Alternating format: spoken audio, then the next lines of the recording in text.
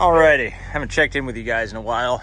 Haven't got a lot done, but we have been getting the siding up. I got a friend of mine, he helped me with the roof, and he's currently unemployed, so he's doing this to make some money with me. I was gonna do this, but you know, I feel pretty accomplished that I got, you know, all the framework done and all that with my dad and my nephew. So I'm not feeling too beat up about having my friend do the rest of the siding. I honestly, with as cold as it's been, it's kind of a nice thing, and he's giving me a really good deal on it. So this is that Hardie plank. Hopefully this video quality is getting better, because I figured out how to get in my phone and adjust the actual resolution.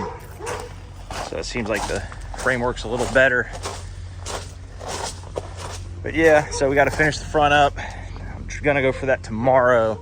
I've been helping him because it's kind of a pain getting the sides to match each other at the height, because they, you know, they're independent. So we don't want to get up to the top and have one a ½ inch higher than the other and then have the siding doing that number.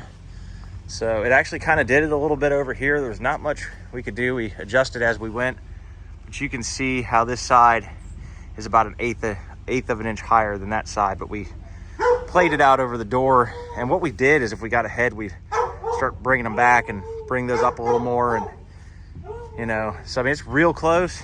And the good thing is the fence is going to tie in right here, so you'll really never see it anyways. I'm just, now that I'm at this point here, I can put my fence back so the dogs can have their yard, because this is not ideal in my world, or in their world, I believe. But yeah, so that's Clyde. He's the handsome one of the bunch. Hi, Clyde. And there's Buddy.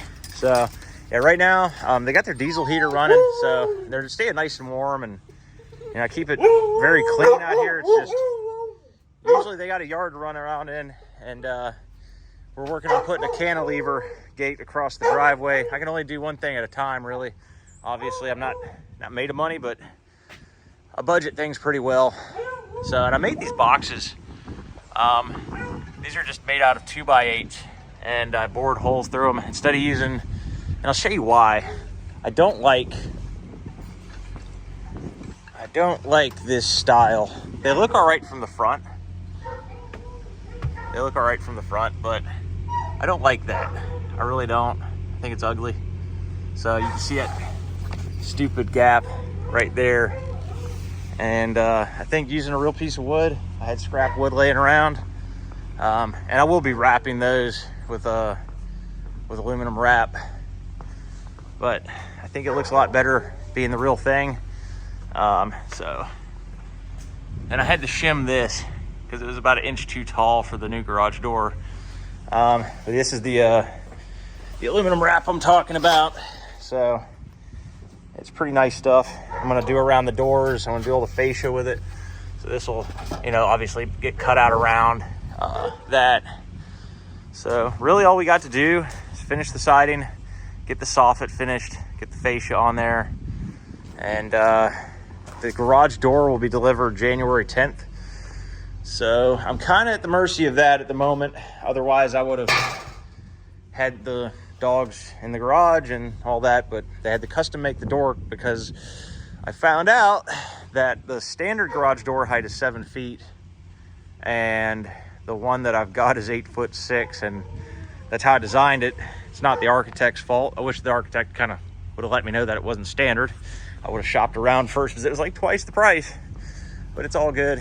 So, and then once I get the fence straight, the garage is done, I gotta get this thing tackled, and then we're gonna start doing the siding on the house, because as you notice, this is vinyl, was vinyl, and this is aluminum.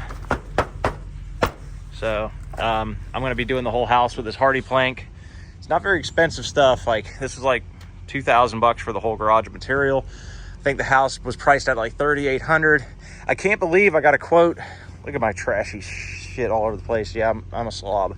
Anyways, so I can't believe I got a quote for $40,000 from one contractor, and a quote for almost $60,000 from another, to replace the siding on this house. It's not a very big house. Yeah, so I think after I did all the math, we're under like 8,000. I'm gonna get the whole house done. New metal wrap on everything. And I'm gonna get rid of these gables because I got ridge vents at the top, as you can tell. So I'm gonna get rid of the gables, the louver vents at the gables.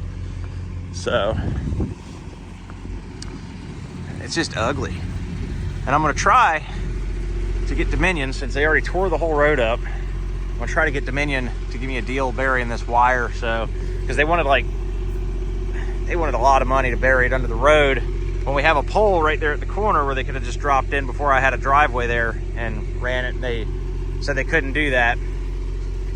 But this kind of reminds me of the where they had they were mining the orcs in Lord of the Rings. I know, a bit exaggerated, but that's how my front yard's feeling these days. All we need is some hobbits running around and it'll all start making sense. So yeah, so that's aluminum siding. The front is vinyl and it just looks kind of shitty, guys. And I've got to redo this. Like, this used to be a porch, and you can tell you can see where the roof bends in, the gable is angled inward, so I got to shim that out somehow and fix that.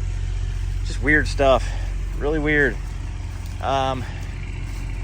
This house was a hoarder's house at one point. If you go back in my videos, I think I've got it up there. But yeah, so this house was a hoarder's house. I got it for $50,000 back in the day and put a lot of work into it. And I just realized that during the home inspections, they missed the part where the subfloors were actually rotten around the front of the house because water's been leaking in for years. So that's my next project, is to pull the flooring up in this house and get that straight. At some point, I'm just gonna give up and sell it, I think. But I'm almost there, so I just gotta keep going. One little setback at a time, but we're getting through it. Anyways, guys, I'll be doing a review this week. Not a review, a review on that diesel heater. But I'm gonna also be setting up that converter to run it on Milwaukee batteries, and that way I don't have to run extension cords, and I'll feel a little better about it, because I'd hate for one of the dogs to mess with the cord and either electrocute themselves or start another fire, which we don't need. Anyways, so I'm gonna be doing that. Just been looking for some decent weather. It's been kind of nasty out here. It's been raining a lot. We had like a 75-degree day, and then it just rained all freaking day. So right now, I'm gonna be finishing the siding tomorrow, hopefully, and doing that if we get decent enough weather. Good, just good weather, because I've had the flu for like 2 weeks. I'm finally getting over that. But if tomorrow's good to go, I'm gonna get that. I think we're 4 weeks in now on running that diesel heater, and I just want to share, my experience with it so far, and then show you guys how I upgraded it to the Milwaukee setup, which will be a plug and play kind of thing where you can actually run it on Milwaukee or off of a wall plug. It's going to be a simple switch back and forth, so that it's not dedicated to one use only, or one way of being used only. So thanks for watching, guys. Like and subscribe. I'll be posting hopefully tomorrow.